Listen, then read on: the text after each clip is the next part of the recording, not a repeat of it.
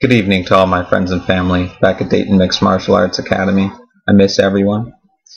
Tonight I want to talk to you about a concept that is absolutely fundamentally important to everything we do in life, whether that's as practitioners or adherents to a martial arts lifestyle, or to the things we do and live outside of the dojo.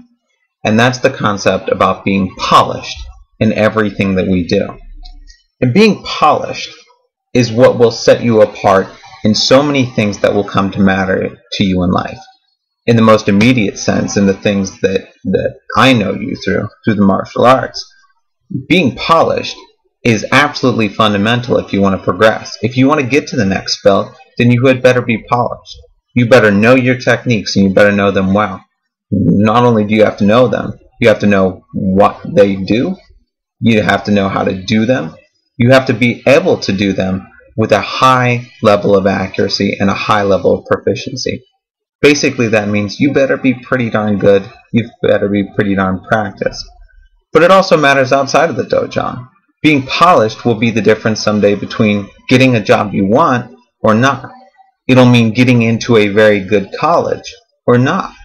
It'll mean your success or relative failure in school right now.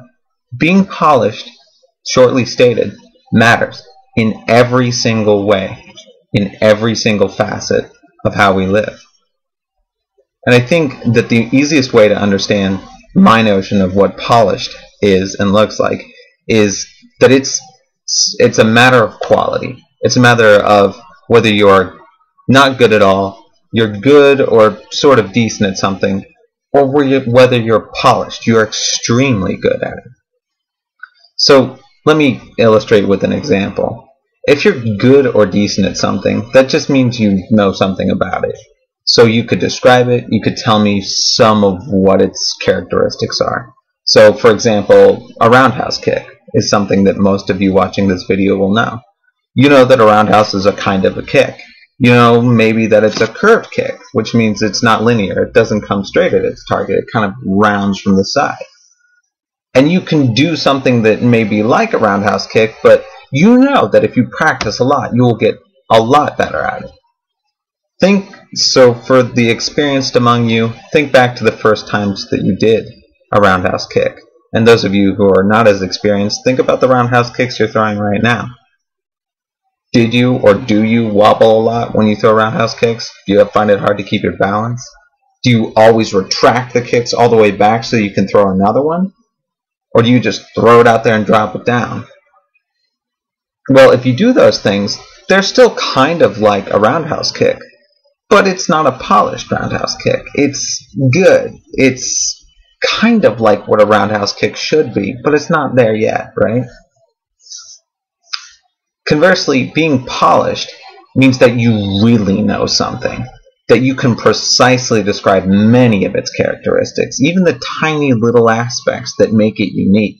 So going with our example of the roundhouse kick, if you're polished with it, you know that a roundhouse is a curvilinear kick. You know that you can hit hard targets like the rib cage or soft targets like the head with it. You know that you can throw a roundhouse low to the legs, medium to the body, or high to the head. You know that you can throw a front leg roundhouse kick with your lead leg. You can throw a rear roundhouse kick with your rear leg. Way to be redundant. But you also know that the rear leg kick is generally stronger than the front leg kick. And it means, in practice, that you can throw things like a roundhouse kick with a consistent precision.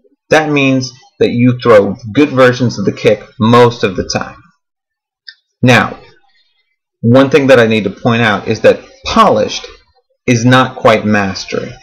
So if down here is being good or knowing something about something like a roundhouse, and here's being polished with it, mastery is the top level.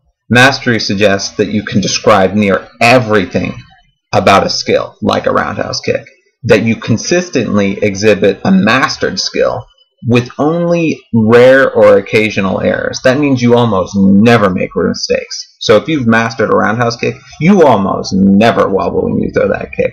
It's almost always textbook. People stop and stare and go, that was probably the most beautiful kick I have ever seen. That's mastery. So what does polished look like? Well, in the dojang, in martial arts practice, there are a lot of little things that exhibit that you're polished in what you're doing or you're not. So hesitating when you're trying to remember things like a kata, knowing the first move through the last move smoothly, not hesitating as you go through it, would indicate to most people that you know what you're doing. You're polished. You've done it enough to know about it. It means rarely losing your balance. It means staying in defensible positions, so not having bad stances. It means keeping tight fists. It means attention to chambering your hands when you're throwing any sort of hand technique. But it's also a concept that's absolutely relevant, as I said, to life outside the dojang. So what does that mean for most of you watching this video? Well, think about school. It means being prepared for tests. It means studying. You can't get polished in school without studying. In the same way that you can't get polished in martial arts without throwing 10,000 roundhouse kicks, right?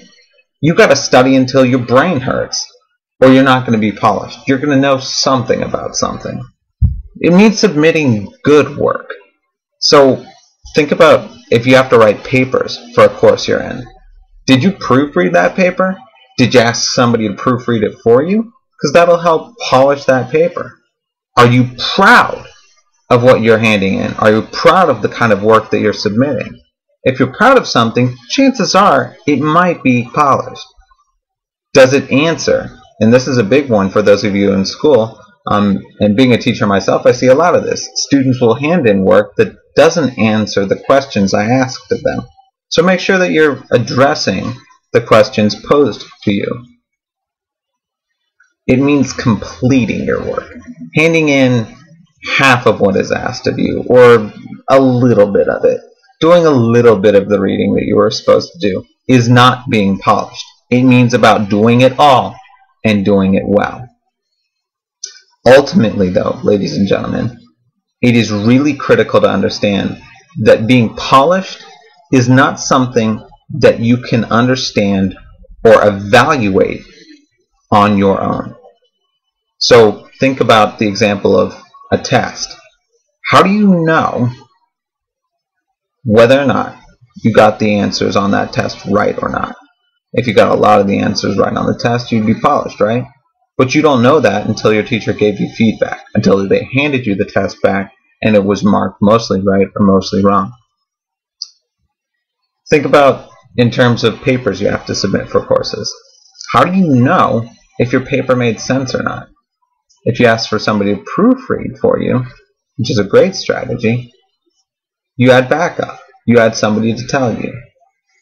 In terms of martial arts, you often don't know if you're polished or not. You might think you know, but it always helps, and something we're always encouraging in our students is for you to get somebody to watch you do something like a kata and say, yeah, that was pretty good. You remembered all the techniques, you remembered where they went, your stances were solid, your intensity was good, your precision was there, the control was there, or they weren't. So two things that are essentially important to being polished, which is important in everything in life. The first is having the humility yourself to ask for help, which could be hard sometimes. Sometimes it's hard to swallow your pride and ask somebody, look, I put a lot of work into this kata, or I spent a lot of time on this paper, and I know you're going to look at it and maybe you're not going to like what you see. Maybe you're not going to think it's as great as I do. And that's okay. I have to be humble enough to ask for the help to tell me whether or not I'm being polished or not. And secondly, I have to be open to helping someone else be polished themselves. So if I ask for somebody to proofread my paper, then I should be willing to proofread the paper, or a paper of theirs. If I ask one of my classmates to watch my kata or to help me with my two-handed chest grabs, then I should be willing to do the same for them. So, ladies and gentlemen, case in point, be polished, want to be polished, and have the humility to go out and seek other people who can help you be polished. Hope you all have a great night.